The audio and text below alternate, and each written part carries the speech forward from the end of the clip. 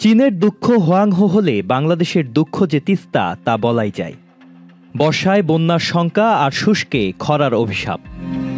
উত্তরের 2 কোটি মানুষের দুঃখ এই তিস্তা। এই তিস্তাকে ঘিরে এই অঞ্চলের লাখো মানুষের জীবন জীবিকা।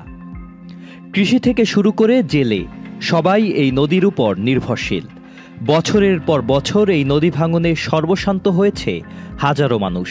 হাজার হাজার মানুষ নদী ভাঙনের শিকার হয়ে বাস্তুহারা হয়ে মানবেতর জীবনযাপন করছেন।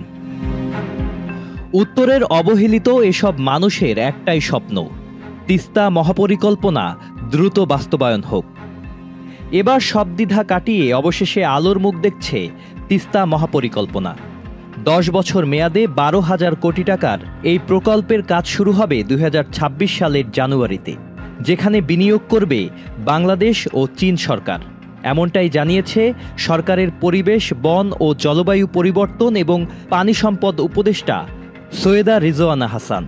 16 জুলাই বেগম রোকেয়া বিশ্ববিদ্যালয়ে শহীদ আবু সাইদের প্রথম শাহাদাত দিবস ও জুলাই শহীদ দিবস অনুষ্ঠানে যোগ দিয়ে উপদেষ্টা সৈয়দা রিজওয়ানা হাসান বলেন, 2026 সালের জানুয়ারিতে শুরু হবে তিস্তা মহাপরিকল্পনার কাজ, যেখানে যৌথভাবে বিনিয়োগ করবে বাংলাদেশ ও চীন সরকার। 10 বছর মেয়াদে প্রকল্পের ব্যয় ধরা হয়েছে 12,000 কোটি টাকা। প্রথম 5 বছরে সেচ ভাঙন রোধে স্থায়ী বাঁধ নির্মাণের গুরুত্ব পাবে। তিস্তা প্রকল্পে বাংলাদেশ চীনের যৌথ বাস্তবায়নের কথা থাকলেও ভারতের প্রভাবেই কি সেটি এতদিন বাস্তবায়ন হয়নি, এমন প্রশ্নে সৈয়দা রিজওয়ানা হাসান বলেন, তিস্তা নিয়ে ভারতের সাথে কখনো কোনো প্রকল্পের কোনো কাজই আগায়নি। এটা আমাদের পলাতক যিনি প্রধানমন্ত্রী, উনি তার একটা সফরে গিয়ে এই কথা বলে এসেছিলেন। ইতোমধ্যে চীন দূতাবাসের একটি প্রতিনিধি দল তিস্তার মাঠ পর্যায়ের জরিপ করছে। বছর কাটিয়ে 2026 সালের শুরুতেই তিস্তা পরিকল্পনা আলোর মুখ দেখবে, এমনটি ধারণা করছেন বিশ্লেষকরা।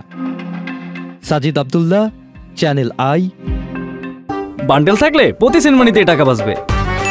বিকাশ সেনমানি বান্ডেল কিনে জিতুন প্রতি লেনদেনে।